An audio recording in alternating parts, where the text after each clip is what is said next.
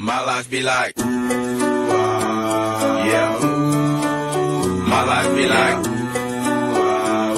yeah. Hey, thanks for joining us. Welcome again to another episode of Mark's Money Matters. I'm your host, Mark, because your money matters. Today, we have a special guest, Mr. Ian Moreau. He is the regional business consultant from John Hancock Investments. Guys, that's a mouthful, but listen. Not everybody can have a PhD in psychology. Mr. Moreau here is going to break it down for us, give us some insights on why we think what we think and some ways to avoid some of those toxic behaviors. So, without further ado, Mr. Moreau. Thanks for having me. Thanks for being here. Yeah. All right. So, one of the things that we've seen in the past is we've seen the market correct, right? We've seen the market fall, correct, from dot-com bubble. I mean, even last year was a year that we don't really want to remember. But we do for some reason, right? Because there was some pain. So, Ian, could you tell us how investor behaviors influence these events in history? Yeah, so when you look at some of these events in history and you talk about how we make decisions based off of these events, right? Dot-com bubble, the global financial crisis, the COVID pandemic, 2022 last year, right?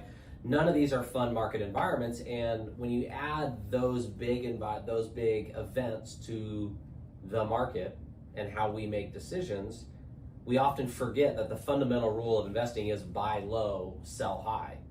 And when we get put in these stressful situations or we get put in these environments, we often revert and do the opposite of that, which is not a good thing, right? There's a huge cost of emotional investing. Absolutely, that's a price tag none of us want to pay. Am I right?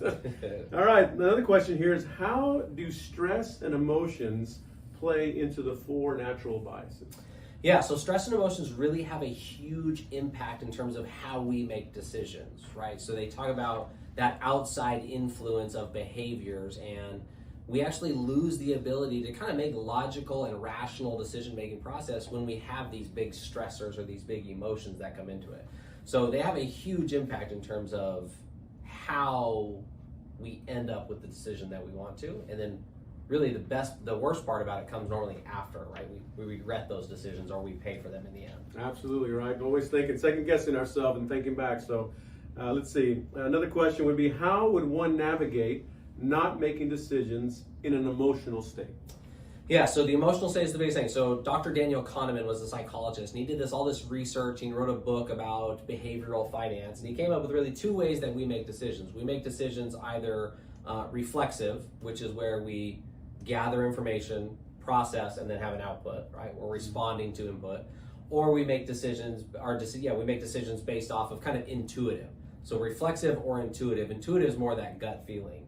And he found through this behavior why it makes such a big impact is because when it comes to money, we're more apt to make decisions intuitively or with that gut decision. And that's normally not a good thing when you add in stress and emotions to it. Okay, hey, perfect. Always want to get a second opinion, that's for sure. All right, now which out of the four natural biases do you see frequently, and how would one avert it?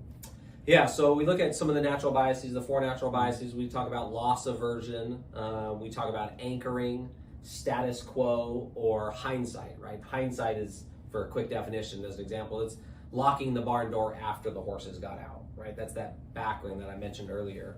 And so the biggest thing we can do when we talk about some of these different biases is, one, is have a better understanding of them, so know what we're doing, be in control and be aware of our emotions.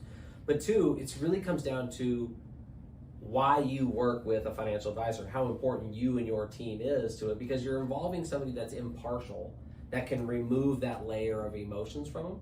And so that's so vital to understand that. The other part of it too is not just imploring, right, somebody who is not emotionally tied to it, right, that non-biased person, but also understanding that you have a plan in place and how important it is to stick to that plan, right? You don't want to just swerve midway through just because. And so the emotions tend to lead to a lot of that. So you really have to be aware of it, involve somebody that's impartial, and then trust your plan and stick to it. Perfect. Stay focused. Stay the course. That's right. Not always easy. Well, Ian, I think that's our show for today. Thank you for being a part. Absolutely. Thanks for having me. All right. Those little cheers right here. So don't forget, stay tuned. Come back to our next episode of Mark's Money Matters. And, why? Because your money matters. My life be like, yeah. My life be like,